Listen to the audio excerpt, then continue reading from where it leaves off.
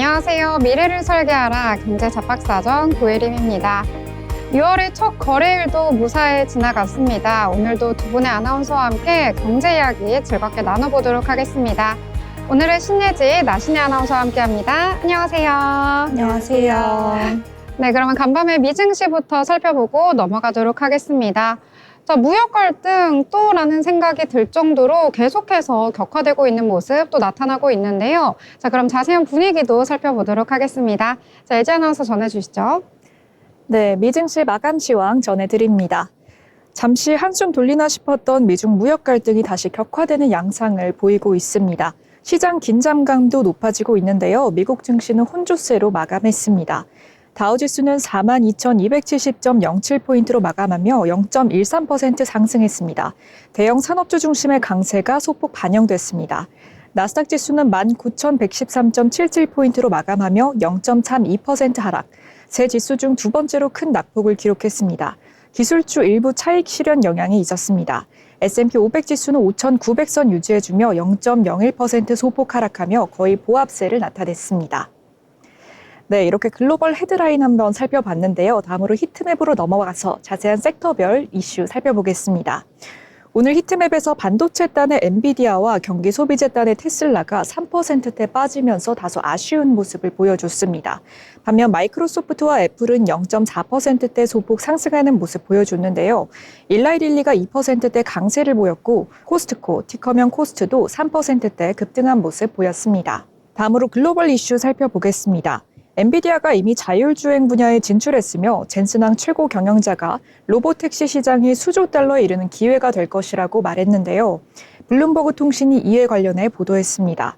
블룸버그 통신은 엔비디아가 직접 차를 제작하는 것은 아니지만 로보택시 소프트웨어를 만드는 방식으로 이미 로보택시 시장에 진출했다고 말했습니다. 또한 이 분야 매출이 개인 부분 매출을 곧 넘어설 것이라고 밝혔습니다. 그는 세계 최대 자동차 업체인 도요타도 엔비디아의 자율주행 기술을 사용할 것이라고 덧붙였는데요. 젠슨왕 CEO는 연초 세계 최대 가전수 CES에서 향후 로보택시 시장은 수조 달러의 시장이 될 것이라며 엔비디아도 이 시장에 진출할 것이라는 의지를 밝혔습니다.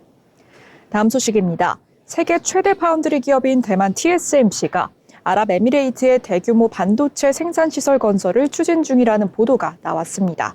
트럼프 행정부가 중동에 대한 반도체 수출 규제를 완화하면서 TSMC의 글로벌 확장 전략에도 속도가 붙는 모양새입니다. 지난달 30일 블룸버그 통신은 TSMC가 최근 몇 달간 미국 중동 특사 스티브 위스트코프, UAE 투자기관 MGX와 여러 차례 회동을 가졌다고 보고했습니다. TSMC의 중동 진출설은 이번이 처음이 아닙니다. 지난해에도 삼성전자와 TSMC가 UAE에 대규모 팹을 건설하는 프로젝트를 UAE 정부와 논의 중이라는 보도가 나왔었는데요. 프로젝트를 위해서 양사는 UAE 국부펀드를 통해 대규모 사업을 논의한 것으로 알려졌습니다. 하지만 바이든 행정부가 중동에서 생산된 반도체 칩의 중국 우회 수출을 우려하면서 또한 미국 대선 일정 등이 겹쳐서 후속 논의는 사실상 중단된 상태였습니다. 다음 소식입니다. 미국 도널드 트럼프 행정부가 철강과 알루미늄 제품에 대한 추가 관세를 예고했습니다. 삼성증권은 이에 대해 국내 철강업체의 일부 타격이 불가피하다고 평가했는데요. 한국 철강업계 입장에선 추가 관세를 현재 판매 가격에 전가할 수 있을지가 관건입니다. 철강 제품에 대한 25% 관세 시행이 본격화된 지난 3월에도 열연 제품과 유정관 가격이 연초 대비 각각 큰 폭으로 오르는 모습 보여줬습니다. 다음 소식입니다. 6월 첫째 주는 한국의 대선이 예정된 가운데 미국과 주요 국가에서 경제 지표도 잇따라 발표됩니다.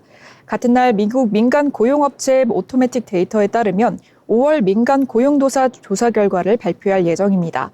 이 자료는 약 40개 미국 사업체 임금 데이터를 기반으로 비농업, 민간 고용의 월간 변화를 보여줍니다. 이어 4일에는 미 연방준비제도가 경제 동향 보고서인 베이지북을 공개합니다. 이 보고서는 연준사나 12개 지역 연방은행이 각 지역의 경제 상황을 직접 조사해서 분석한 내용입니다. 5일에는 미국 상무부가 4월 무역지수를 발표합니다. 따라서 같은 날 유럽중앙은행도 기준금리 결정을 발표할 예정입니다. 네, 그럼 이어서 M7 개별 종목별 이슈 한번 살펴보겠습니다. 대만 출신 미국 기업가인 젠슨왕 엔비디아 최고 경영자가 대만 정부에 탈원전 정책 재고를 공개적으로 요청했습니다. 이 발언으로 대만 내 여론이 술렁이고 있는데요. 대만은 탈원전 이후 만성적인 전력난을 겪고 있는 국가 중에 하나입니다. 대만 야권은 원자로 전시설 관리법을 개정해 원전 수명을 기존 40년에서 60년으로 연장한 바 있습니다. 삼성전자 메모리 사업부의 핵심 임원들이 미국 캘리포니아에 위치한 엔비디아 본사를 단체로 방문했다는 소식입니다. 삼성의 HBM3가 품질 테스트를 통과할 경우 엔비디아에 대량 공급할 가능성이 커졌는데요. 삼성전자는 2분기 내 HBM3 공급을 성사시키는 것을 조직 내 최우선 과제로 삼고 있습니다. 다음 소식 아마존입니다. 아마존이 자체 설계한 인공지능 칩을 통해 엔비디아 H100과의 경쟁을 선포했습니다. 트레이니움 3라고 불리는 이것은 삼성전자와 SK 하이닉스에 HBM이 탑재돼 있어서 성능과 전력 효율이 주목받고 있는데요. 한편 아마존은 아마존 엑셀러레이터 2025 프로그램을 통해 새로운 K-뷰티 도전기를 유튜브로 방영할 예정이라고 합니다. 다음 마이크로소프트 소식입니다. 조주환 LG전자 대표 이사 사장이 마이크로소프트 고위 임원과 사업 협력을 논의했습니다. 30일 재계에 따르면 조 사장은 지난주 서울 영등포구 여의도 LG 트윈타워에서 다이안 로드리게스 MS 제조 및 모빌리티 부문 부사장을 만났습니다. 마이크로소프트는 오센티케이터 앱의 자동 저장 기능을 엣지 브라우저로 이전했습니다. 이에 따라 앱에서의 해당 기능은 사용이 중지가 되었기 때문에 일부 사용자들 사이에서 불편함이 제기가 되고 있습니다. 다음 소식 알파벳 소식입니다. 알파벳 산하 자율주행 기업 웨이모는 미국 여러 도시에서 로보택시 서비스를 확대합니다. 이는 자율주행 분야 내 입지를 강화하기 위한 전략으로 풀이가 됩니다. 구글이 인터넷 연결 없이도 인공지능 모델을 사용할 수 있는 모바일 앱을 내놨습니다. 구글 측은 민감한 데이터를 데이터 센터로 보내는 걸 우려하거나 와이파이 등 인터넷 연결이 없어도 AI 모델을 쓰고 싶어하는 이용자의 요구를 반영했다고 설명했습니다. 다음 구글 소식 더 이어서 가보겠습니다. 구글의 온라인 검색 시장 반독점법 위반 소송에서 인공지능이 막판 변수로 떠올랐습니다. 미국 법무부와 구글이 AI를 검색의 대체제로 볼지 보완제로 볼지가 핵심인데요. 미국 법무부에 따르면 구글의 검색을 대체제가 아닌 보완제로 두고 있습니다. 따라서 구글은 독점의 이득을 보고 있다고 주장하고 있는데요. 구글의 제미나이 등의 AI는 검색은 보완제라고 반박하고 있습니다.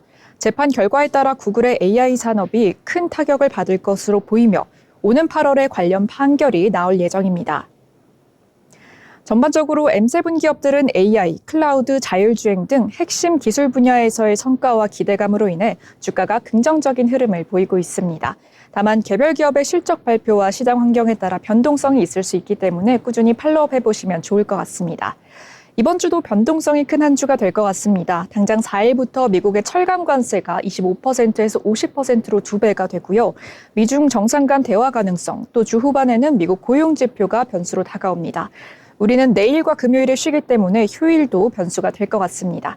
이상 미증시 마감 시황 전해드렸습니다. 네, 미증시 전체적인 분위기 그리고 개별 기업의 이슈까지 함께 알아봤습니다.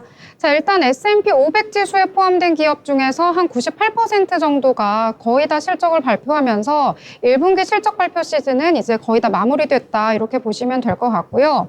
일단 6월에 들어서긴 했는데 5월 동안 S&P 500 지수의 상승률 큰 폭으로 올라섰다라고 볼 수가 있겠습니다.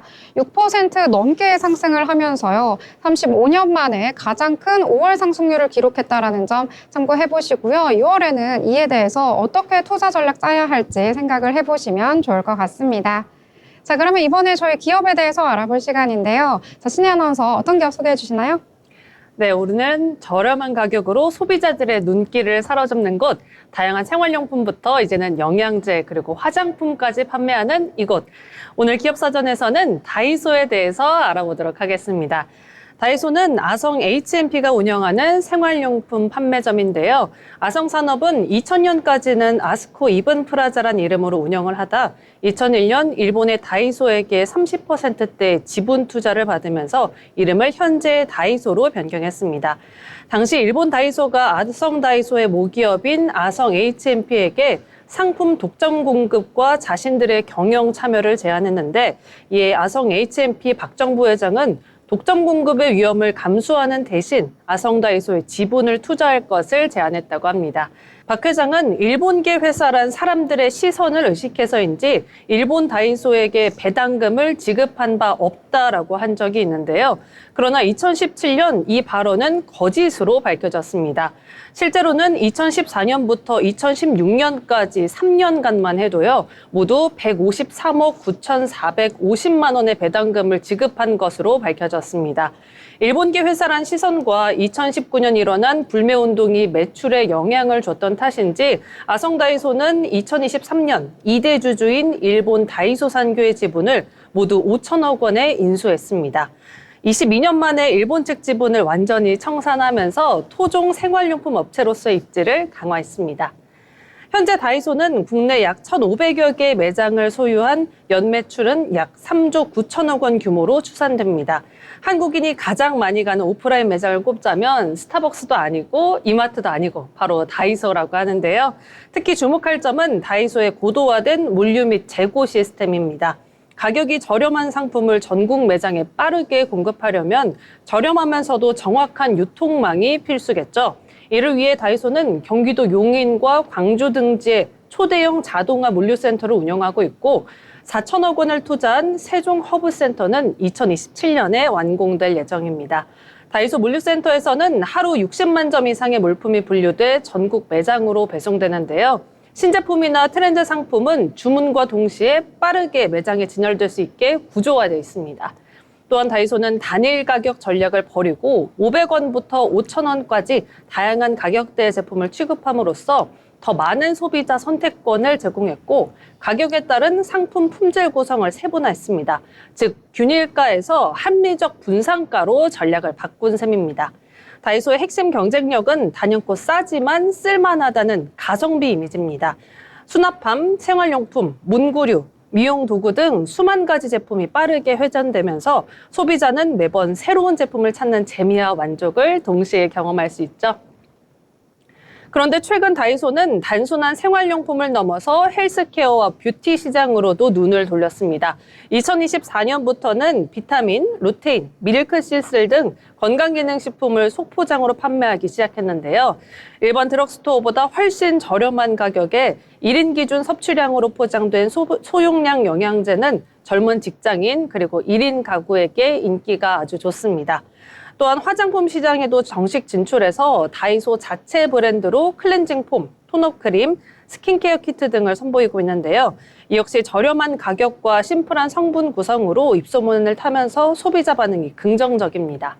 온라인 커뮤니티나 유튜브에서 다이소 화장품 후기 콘텐츠가 꾸준히 올라오는 점도 이를 보여주고 있죠. 즉 단순히 저가 생필품을 파는 브랜드에서 소형 드럭스토어와 미용숍을 겸한 하이브리드 매장으로 변모 중인 겁니다. 이런 경쟁력을 바탕으로 다이소는 미국과 호주, 동남아시아 등 30여 개국에 진출해 있습니다. 특히 2025년 미국 애틀랜타에 새 매장을 오픈하면서 국민의 전략 거점을 확보하고 본격적인 글로벌 확장도 꾀하고 있습니다.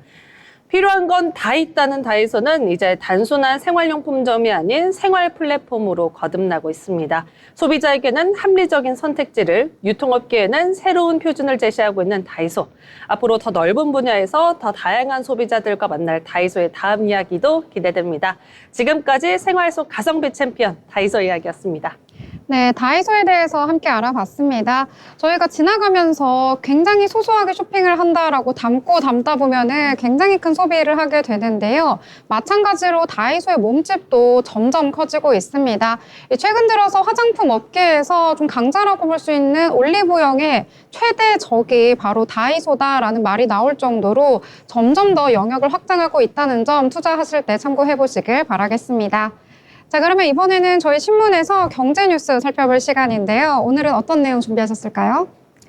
네, 오늘 신문에서 발췌한 기사를 전해드리는 뉴스 브리핑 시간입니다. KB증권은 1일 한전기술에 대해 체코 원전 수주와 관련된 최종 계약이 내년으로 미뤄질 가능성이 크다고 분석했습니다.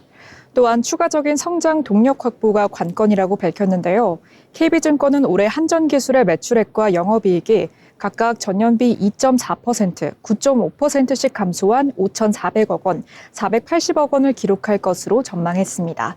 KB증권은 한전기술이 견조한 사업 파이프라인을 보유하고 있다면서도 추가 성장 동력 확보가 필요하다고 지적했습니다. 현재 한전기술의 대형 원전 파이프라인은 체코 원전 외에도 11차 전력수급 기본계획에 포함된 2038년부터 2039년 가동 예정인 신규 원전 2기가 확보돼 있습니다. 폴란드 전력공사와 민간 에너지 기업 제팍과 협력 의약서를 체결한 폴란드 원전 프로젝트 또한 아직 백지화되지는 않았습니다. 아랍에미리트 원전 5와 6호기에 대한 가능성도 아직 남아있는 것으로 보입니다. 다음 소식입니다. 한국거래소 기업심사위원회 등이 올해 들어 5월까지 퇴출을 통보한 상장사가 총 34개사로 1년 만에 2배 이상 늘어난 것으로 확인됐습니다. 내년부터 저성과 기업을 적극적으로 퇴출하기 위한 상장 폐지 제도 개선안이 시행될 예정입니다. 이로 인해 거래소가 올해부터 의사결정에 속도를 낸 것으로 분석됩니다. 거래소는 횡령과 배임 등 실질적 상장 폐지 사유가 발생하면 기업심사위원회를 거칩니다. 기업의 이의 신청이 있을 경우에는 상장공시위원회나 코스닥 시장위원회에서 상장 폐지 여부를 결정합니다. 이를 한국거래소에 따르면 지난달 유가증권과 코스닥, 코넥스의 상장 폐지 관련 위원회는 DKME, 웰바이오텍, 국보, 파맵신, 퓨처코어 등 15개사에 대해 상장 폐지 결정을 내렸습니다. 삼부토건과 금양 등 9개사는 개선 기간을 부여받았습니다. 한국 TBT, 인터로즈 등 7개사는 상장 유지 결정을 받았습니다. 정부와 거래소는 내년부터 상장 폐지 심의 단계를 단축하고 개선 기간도 줄이는 대책을 추진 중입니다. 다음 소식입니다. 금융감독원은 최근 소셜미디어에서 급등주 무료 증정 등을 미끼로 투자자를 현혹한 뒤 가짜 가상자산거래소 홈페이지에 가입시켜 투자를 유도하고 거액을 편취하는 사기가 성행하고 있다고 밝혔습니다. 이를 금감원은 이에 대해 소비자 경보 주의를 발령했는데요. 금감원에 따르면 사기범들은 스스로를 교수라고 칭하면서 약 4개월간 엉터리 재테크 강의를 제공했습니다. 또 출석만으로 수십만 원의 현금 또는 가짜 코인을 지급하는 방식으로 투자자와의 신뢰를 쌓아왔다고 합니다. 이들은 이른바 가스라이팅을 통해 피해자를 정신적으로 통제했습니다. 이후 추가 투자나 수익 실현을 위한 수수료 등의 명목으로 입금을 유도한 뒤 잠적했습니다. 금감원은 재테크 강의, 출석 지원금, 급등주 등을 공짜로 제공한다며 접근할 경우 일단 의심해야 한다고 강조했습니다. 또한 텔레그램 등을 통해 가상자산 거래소 가입을 유도하는 업체와는 절대로 거래하지 말아야 된다고 당부했습니다. 다음 소식입니다. 미국과 중국 간 무역 갈등 여파로 급락했던 홍콩 향생지수가 최근 23,000선을 넘어서며 본격적인 반등세를 보이고 있습니다. 증권업계는 중국 본토 증시보다 저평가된 홍콩 증시에 대한 재평가가 이뤄지고 있다며 항생지수가 연내 25,200선을 돌파할 가능성도 제기하고 있습니다. 항생지수는 미중 관세 전쟁으로 저점으로 추락했던 4월 7일 이후 5월 말까지 17.46% 회복한 것으로 나타났습니다. 전기차 업종의 강세도 두드러졌는데요. 리오토는 같은 기간 40.2% 상승했고 지리자동차는 31%대, BYD는 24%대 상승했습니다. 샤오미도 39% 상승했는데요. 이 밖에도 글로벌 투자사의 MSCI 중국 지수 관련 상품 매입이 늘면서 홍콩 지수가 수익을 입을 가능성도 제기가 되고 있습니다. MSCI 중국 지수의 약 80%가 홍콩 증시 종목으로 구성돼 있기 때문입니다. 중국 증시보다 저평가가 심했던 홍콩 증시에 대해서 재평가가 이뤄질 거라는 분석이 계속해서 나오고 있습니다. 연구원에 따르면 현재 중국 본토와 홍콩에 동시 상장된 종목들을 비교해보면 홍콩 H주가 중국 A주보다 약 32% 할인된 수준에서 거래되고 있다며 저평가가 과도한 만큼 밸류에이션 재평가 여지가 크다고 말했습니다. 지금까지 뉴스 브리핑 전해드렸습니다. 네, 여러 가지 뉴스들 알기 쉽게 정리를 해주셨습니다. 일단 미국과 중국 간의 무역 갈등이 완화가 되면서 여러 가지 호재가 작용을 하고 있는데요. 특히 항생지수 같은 경우에도 회복되는 조짐 보인다는 점 투자에 참고하시길 바라겠습니다. 더불어 본 방송에서 제공하는 정보는 투자 판단을 위한 조언일 뿐 해당 종목의 가치, 상승과 하락에 대해서는 보장하지 않습니다.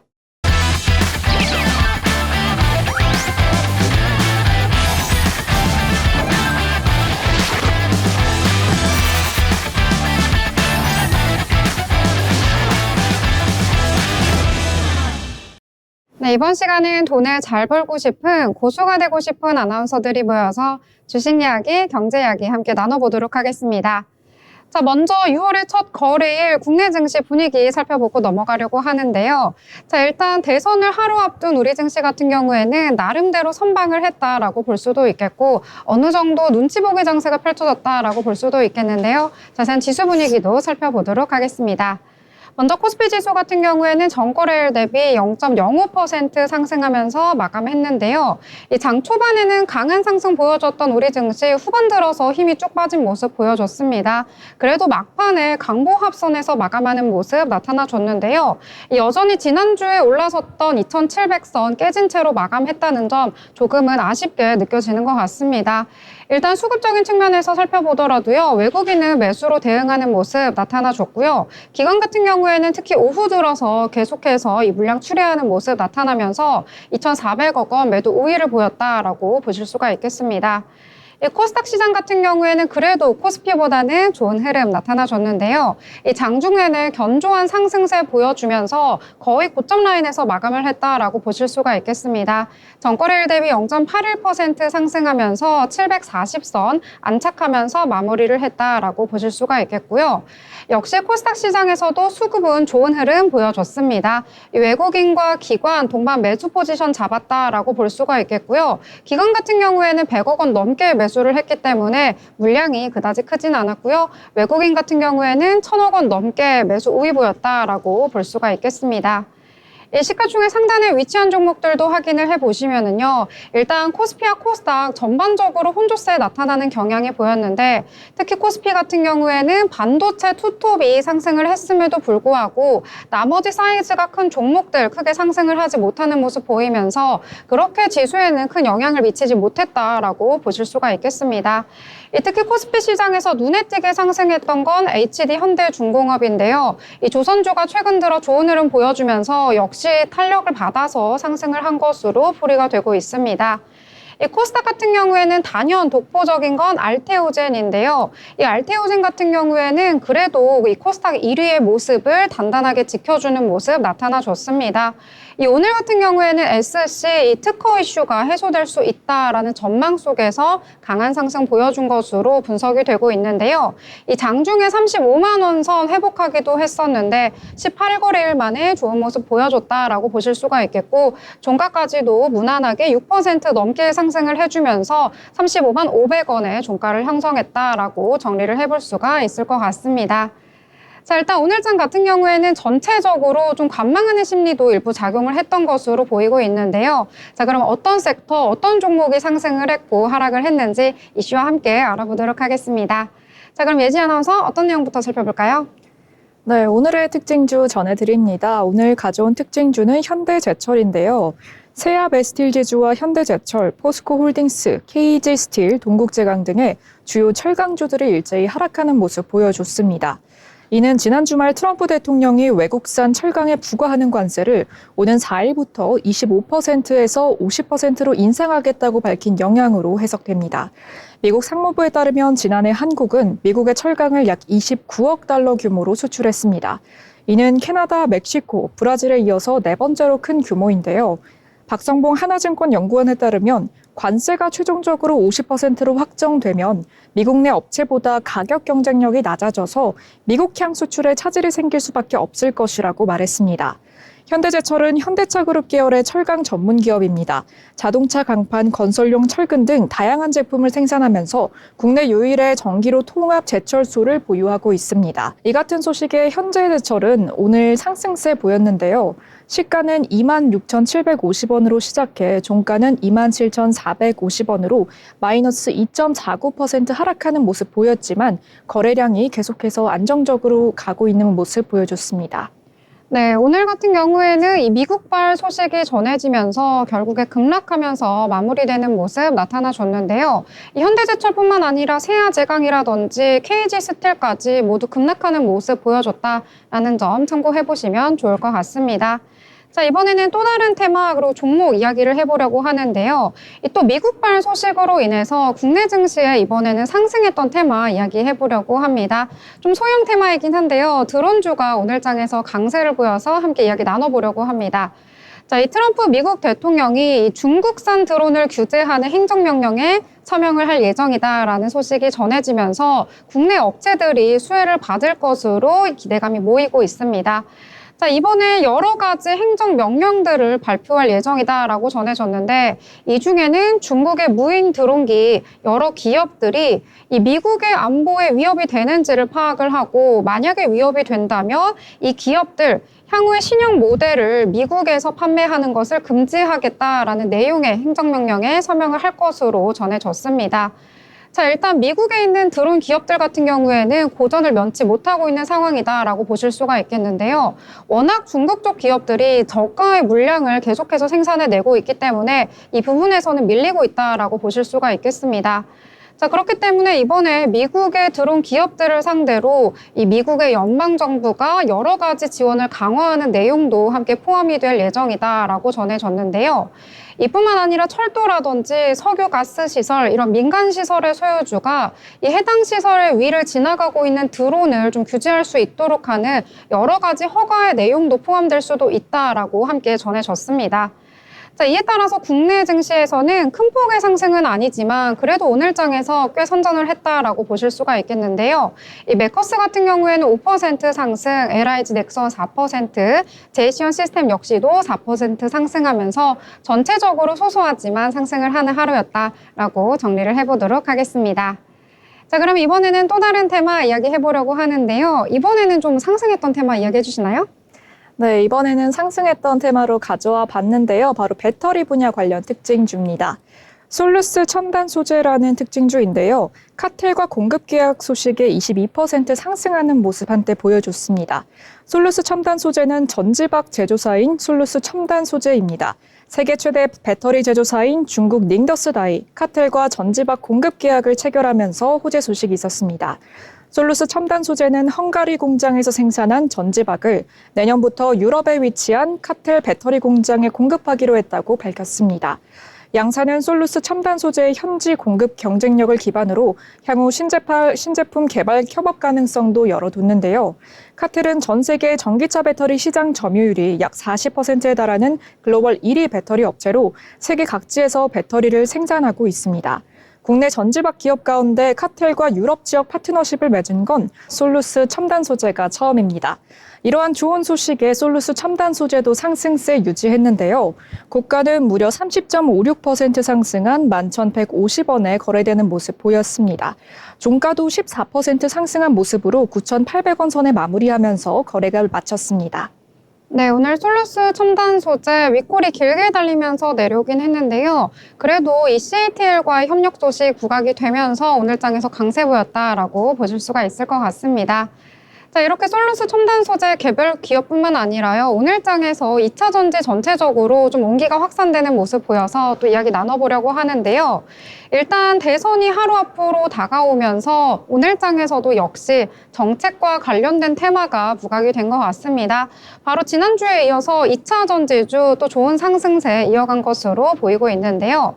자, 일단 이재명 더불어민주당 대선 후보가요, 지난 주말이죠. 이 토요일에 이 K배터리 산업을 글로벌 시장으로 선도할 수 있는 K-이니셔티브의 핵심 축으로 키우겠다라고 공언을 하면서 관련된 정책을 내놓기도 했습니다.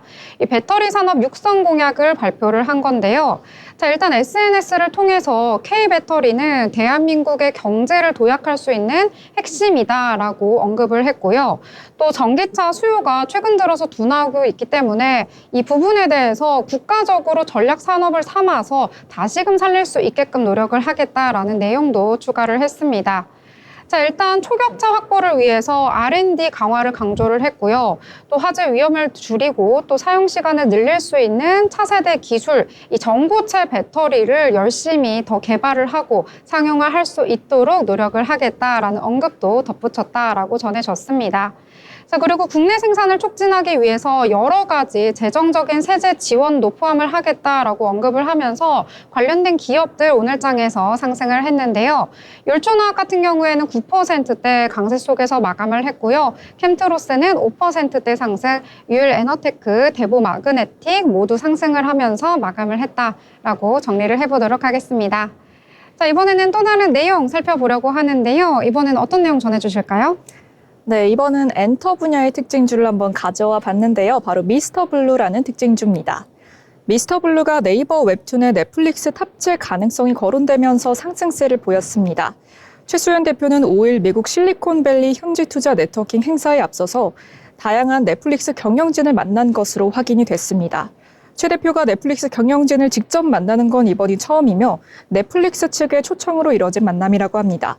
보도에 따르면 넷플릭스 플랫폼에 웹툰 콘텐츠를 결합하는 방안이 논의될 예정인데요. 또한 넷플릭스 모바일 앱에서 영상 외에도 게임을 제공하는 방식처럼 웹툰 콘텐츠를 탑재할 가능성도 거론이 되고 있습니다. 미스터 블루는 디지털 만화, 웹툰, 웹소설 등 온라인 콘텐츠와 게임 사업을 운영 중인 기업입니다. 이번 협력 기대감에 따른 수혜 전망이 매수세로 이어진 것으로 분석됩니다. 이 같은 소식에 미스터 블루도 상승세를 연출했습니다. 오늘 고가는 28.86% 찍는 모습 보여줬고요. 종가는 18.84%로 마무리되며 윗골이 길게 달고 내려오는 모습 보여줬습니다. 네, 미스터 블루 오랜만에 오늘 장에서 이야기 나누는 것 같은데요. 살짝은 아쉽게 윗골이 달고 내려왔다라고 보시면 될 것 같습니다. 앞으로의 주가 추이도 함께 확인해 보시면 좋을 것 같네요. 자, 그러면 이번에는 저희 인물에 대해서 살펴볼 시간인데요. 저도 이렇게 나이 들면 좋겠다라고 생각했던 인물인데 오늘 어떤 인물일까요?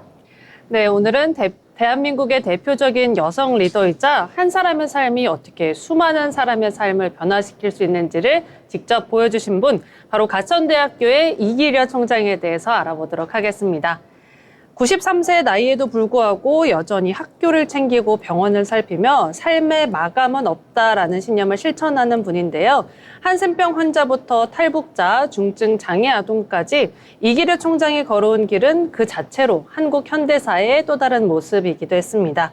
이기려 총장은 1932년 전라북도 군산에서 태어났습니다. 일제강점기와 한국전쟁까지 거치면서 그녀는 여성이기 때문에 배움의 기회조차 제한되던 시절에 꿋꿋이 서울대학교 의과대학에 입학해 1957년 졸업합니다.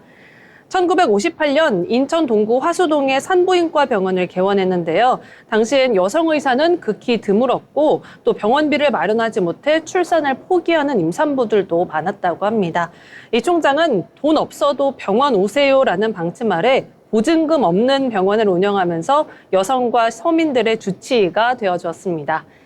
1978년 이 총장은 본격적으로 의료기관 설립에 뛰어듭니다. 인천길병원은 그녀의 이름 기려에서 따온 이름인데요. 당시에는 무모한 도전이라는 평가를 받기도 했습니다.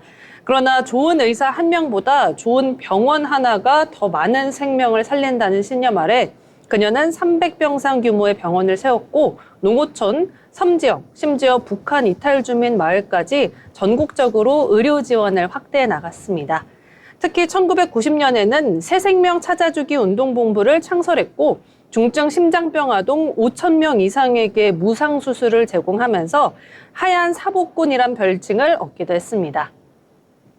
건강한 몸에는 배움이 필요하다는 신념으로 이기려 총장은 의료를 넘어 교육에도 뛰어듭니다.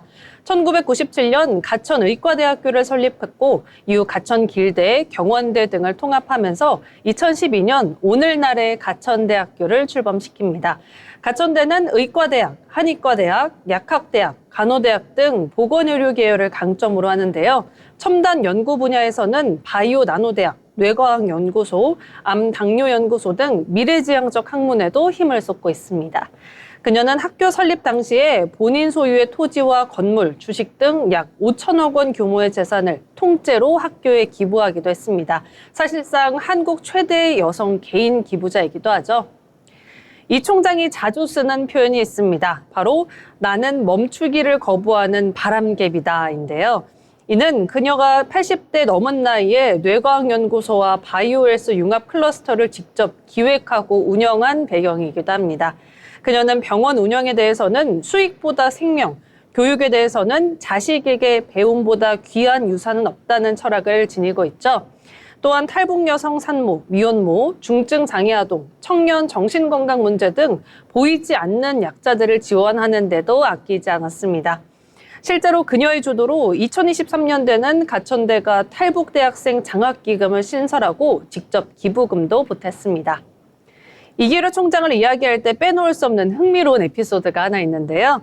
2021년 이기려 총장이 캠퍼스를 순회를 하면서 학생들과 대화를 하던 날 청바지를 입고 운동화를 신은 모습이 학생들에게 포착돼 큰 화제가 됐습니다. 한 학생이 총장님 패션 멋있어요 라고 하자 이기려 총장이 젊은 사람들을 만나려면 나도 젊어야죠 라고 웃으면서 대답한 일화가 유명합니다. 또 병원 회의에서는 전 직원의 이름을 외우는 걸로도 유명한데요. 사람의 이름을 잊는다는 건 그 사람의 존재를 잊는 거라 생각해요 라는 말은 그녀의 진심 어린 리더십을 보여주는 대목입니다. 이기려 총장은 스스로를 불가능한 일을 믿는 사람이라고 말합니다. 그 믿음 하나로 환자들을 살리고 학교를 세우고 의료계를 변화시켰습니다. 대한민국 여성 CEO 1세대이자 교육자 또 의사로서 그녀의 발자취는 단지 성공의 기록이 아니라 사람을 위한 삶이란 메시지로 남아서 우리에게 묵직한 울림까지 주고 있습니다. 이상 멈추지 않은 삶을 살아가는 이기려 총장 인물로그 마칩니다. 네, 오늘도 흥미롭게 인물에 대해서 함께 알아봤습니다. 자, 이번에는 리포트에 대해서 알아볼 시간인데요. 저희 종목이나 테마에 대해서 자주 분석하곤 했는데 이번에는 또 유동성 관련해서 분석을 해오셨다고 합니다. 자, 어떤 내용인지 전해주시죠. 네, 오늘 제가 가져온 리포트 바로 원자재와 유동성 관련된 리포트입니다. 하반기 원자재 유동성과 테마에 집중이라는 제목인데요. 대신증권의 최진영 애널리스트 분의 리포트입니다. 한동안 시장을 흔들었던 미중 관세 이슈, 지금은 잠시 숨고르기에 들어간 분위기입니다. 이제 시장의 관심은 관세에서 유동성으로 옮겨가고 있는데요. 중국은 벌써부터 주식시장 부양을 위해 국부펀드에 돈을 푸는가 하면 금리도 낮추기 시작했고요. 미국도 상황은 비슷합니다. 파월 의장은 금리 인하엔 신중하겠다고 말했지만 하반기엔 인하 가능성이 여전히 살아있고요. 이렇게 양쪽에서 풀릴 돈만 최소 3조 달러 이상으로 예상하고 있습니다. 이런 유동성은 기술주에는 멀티플 상승, 원자재 같은 실물 자산에는 가치 상승으로 이어질 수가 있는데요. 실제로 비트코인이 먼저 반응하고 있습니다. 결국 지금 시장은 유동성 장세의 초입에 서 있는 셈입니다. 관세에서 유동성으로 시선의 전환이 필요한 시점입니다. 요즘 중국에서 금이 진짜 인기라고 합니다. 중앙은행도 올해 1월에서 4월 만에 14.5톤을 사들이면서 벌써 6개월째 금을 매수하고 있고요. 이걸 보고 어떤 사람들은 중국이 달러 패권에 도전하는 거 아니냐라는 말도 합니다. 최근 미국 채권 시장이 흔들리는 것도 중국 때문일 거라는 추측도 있죠. 하지만 실제로 금을 사고 있는 건 중국 정부가 아니라 개인들입니다. 4월 한 달 동안 중국 개인 투자자들이 금 ETF에 넣은 돈이 74억 달러나 된다고 합니다. 전 세계 금 ETF 자금 유입의 절반 이상이 중국에서 나오고 있는 겁니다. 중앙은행보다 25배 더 많이 산 셈이죠. 그러니까 이걸 두고 기축통화 흔들기라고 말하는 건 솔직히 과장이라고 할 수 있겠습니다. 그럼 왜 이렇게 금을 살까요? 이유는 하나, 중국 경제와 위안화에 대한 불신입니다. 실제로 4월 8일 중국 중앙은행은 국부펀드에 돈을 빌려줘서 ETF를 사게 했고요. AI 로봇 같은 기술 성장 이야기를 하면서 분위기를 띄우려는 모습도 보였습니다. 라니냐 다시 오냐라는 제목인데요. 최근 동태평양 해수면 온도가 중립으로 돌아왔습니다. 라니냐가 잠시 물러난 건데요. 라니냐가 뭔가 하면 무역풍이 강해지면서 바닷물이 차가워지는 현상입니다. 이게 생기면 천연가스부터 곡물과 원유까지 원자재 가격이 줄줄이 오른다고 하는데요. 2020년에서 2022년 사이클도 라니냐에서 시작이 됐다고 합니다. 그래서 이번 후퇴가 원자재 시장엔 좀 아쉬운 흐름으로 보이고 있습니다. 하지만 끝이 아닐 수도 있는데요. 슈퍼 엘니뇨 뒤엔 라니냐가 거의 항상 따라왔기 때문입니다. 지난해도 초강력 엘니뇨였기 때문에 다시 라니냐가 올 가능성은 여전히 남아있다고 분석해 주셨습니다. 사우디 관련 소식도 있는데요. S&P GSCI 지수 기준 원자재 펀드에서 에너지가 차지하는 비중 정말 큽니다. 그런데 최근 사우디가 더 이상 감사는 없다면서 강경한 입장을 밝혔습니다. 왜일까요? 오펙 플러스 내부 갈등 때문입니다.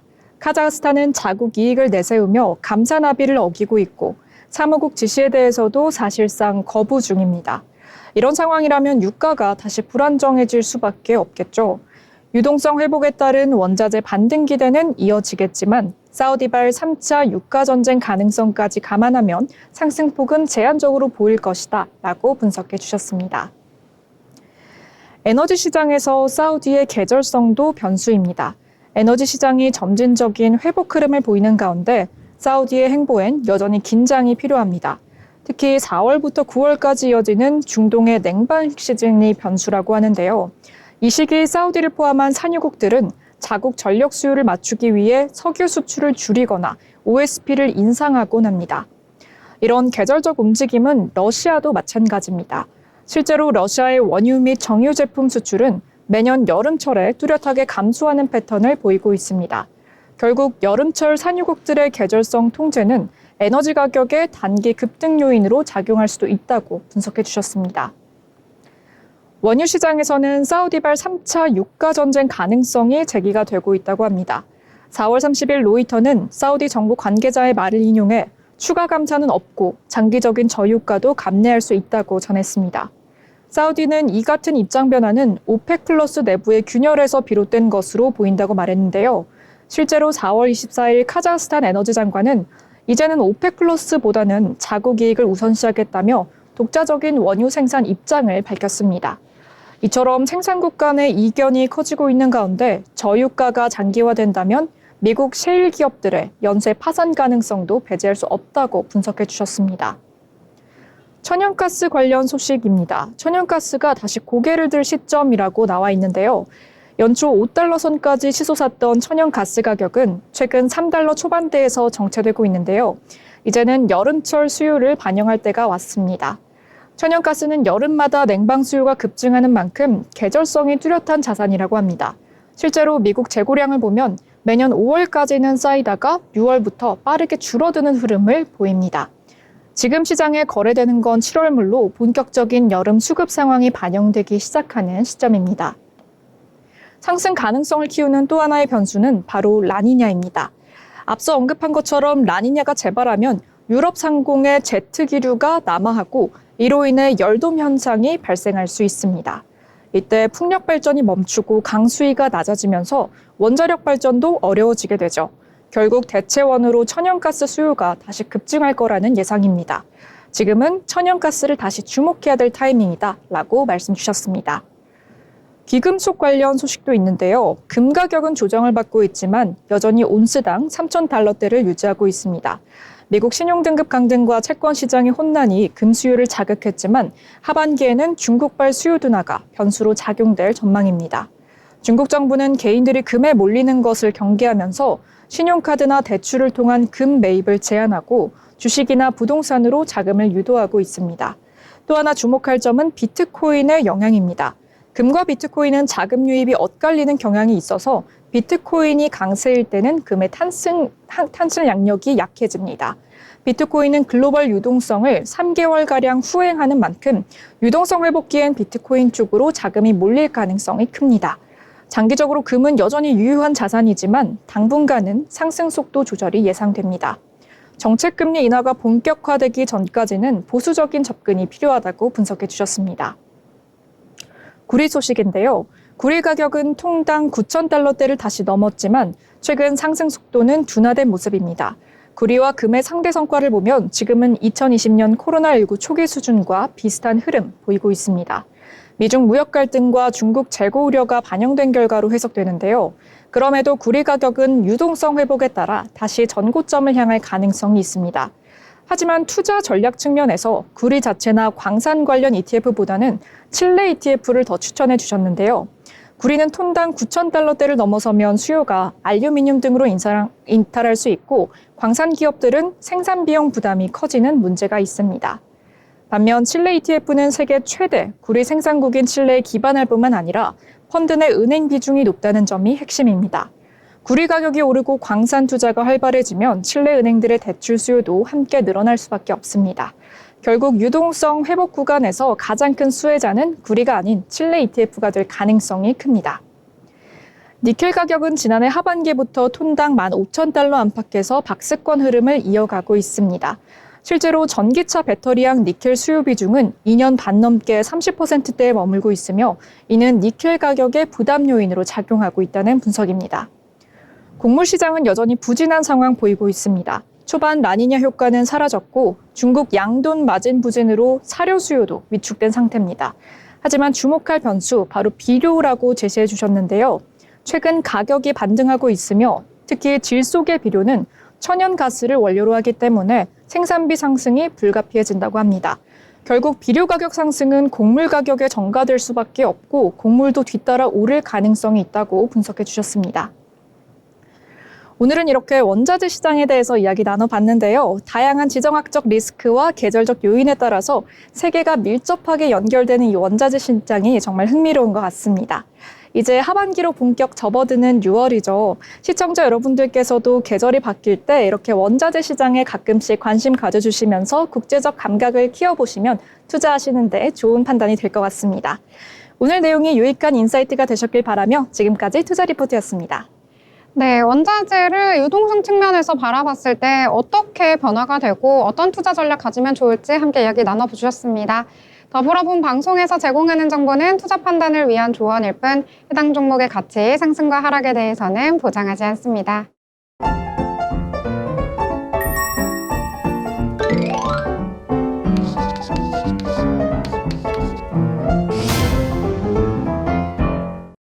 네, 오늘 장에 대해서 여러 가지 이야기들 나눠봤습니다.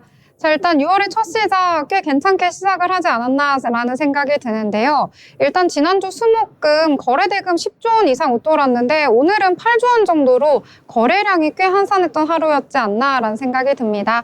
일단 내일은 휴장이니까요. 오늘 장 잘 정리를 해보도록 하겠습니다. 자, 신혜 아나운서 오늘 장 어떻게 요약을 해볼까요?